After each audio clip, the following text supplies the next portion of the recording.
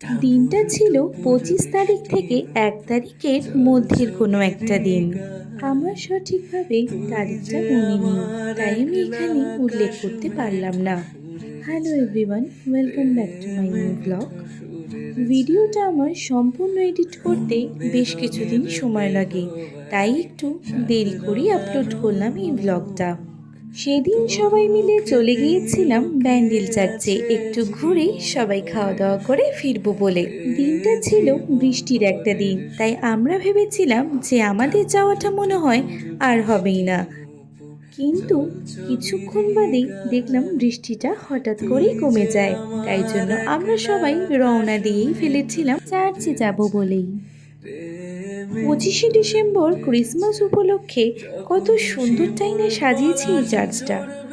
আমরা একটু ঘুরেই চলে গিয়েছিলাম আমরা যেখানে বসবো সেইখানে, মানে এটা ছিল ব্যান্ডেল চার্চের পেছন দিকের মাঠটা। এখানে অনেকটা ছোট মেলার মতো বসে, যেখানে বেশ অনেক কিছু জিনিসই পাওয়া যায়। ছোটবেলায় এখানে এসে অনেকে বায়না করতাম এগুলো কেনার জন্য। ব্যান্ডেল চার্চের এই স্থানটাতে প্রত্যেক বছর এই সময় প্রচণ্ডই ভিড় থাকে। সেদিনটা শুধুমাত্র বৃষ্টি হয়েছিল, সেই কারণে একদমই ফাঁকাই ছিল বলতে পারো। এখানে বাচ্চাদের খেলার জন্য ছোটখাটো অনেক সরঞ্জামই আছে। কাছাকাছির মধ্যে এটা আমার বেশ সুন্দর জায়গা বলেই মনে হয়। ছুটির দিনে একবেলা কাটানোর জন্য পরিবারের সাথে সব থেকে সুন্দর জায়গা। এখানে আমরা সবাই বসে পড়েছিলাম। এখানে মা এত আনন্দ করছে কারণ বৃষ্টি কমে গিয়ে রোদ উঠেছিল, সেই জন্য আবার মুখের হাসিও ফুটে উঠেছিল।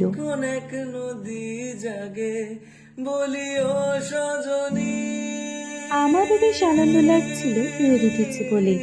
আর এই যে এই গরুটা আমি কিনে নিয়েছিলাম, সবাই এরকমই বলছিল আমায়। গিয়ে প্রথমে আমরা গরম গরম চা খেয়ে নিচ্ছিলাম। এটা আমরা বাড়ি থেকেই করে নিয়ে গিয়েছিলাম। আমার একলা আকাশ মেঠো সুরের ছায় রে, মেঠো সুরের ছায়।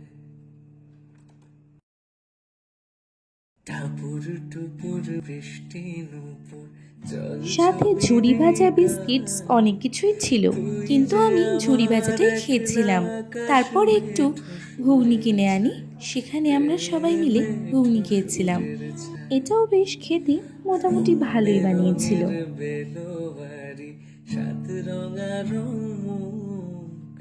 তোর মুখেতে লুকিয়ে আছে জীবন ভরের সুখ রে, জীবন ভরের সুখ।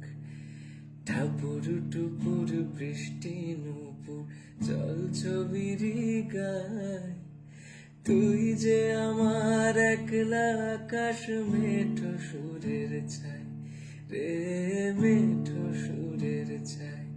যখন শিমুল পলাশ ঝরবে পথে, দুলবে হাওয়া বুকে,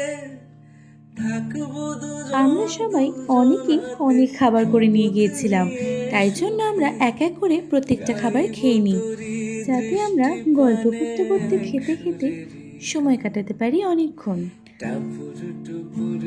তারপর আমি এখানে একটু আদর খেয়ে নিচ্ছিলাম, আর আমার বেশ ঘুমও পেয়ে গিয়েছিল বসে থাকতে থাকতে গল্প শুনতে শুনতে। আর এদের কাণ্ড দেখে আর কি বলবো। আমরা এখানে সব কিছু কমপ্লিট হলে তারপরে সমস্ত জায়গাটা পরিষ্কার করে তারপরেই বেরিয়েছিলাম, কারণ যতই হোক যে জায়গায় বসে আনন্দ করেছি সেই জায়গাটা নোংরা করে ফেলে আসা একদমই উচিত নয়। তারপর এখানে আন্টি নিজেদের ব্যাগগুলোকে বিক্রি করার জন্য প্র্যাকটিস করছিল। ভালোভাবে আমরা আনন্দ করে দিনটা কাটিয়ে তারপর আমরা বাড়ির উদ্দেশ্যে রওনা দিয়েছিলাম। বিকেল হয়ে গিয়েছিল আর চার্চটা কত সুন্দর লাইট দিয়ে সাজিয়েছিল। এভাবেই একটা সুন্দরভাবে দিন কাটালাম সেই দিনটা। আজকের মতো এইটুকুই, দেখা হচ্ছে নতুন কোনো একটা ব্লগে।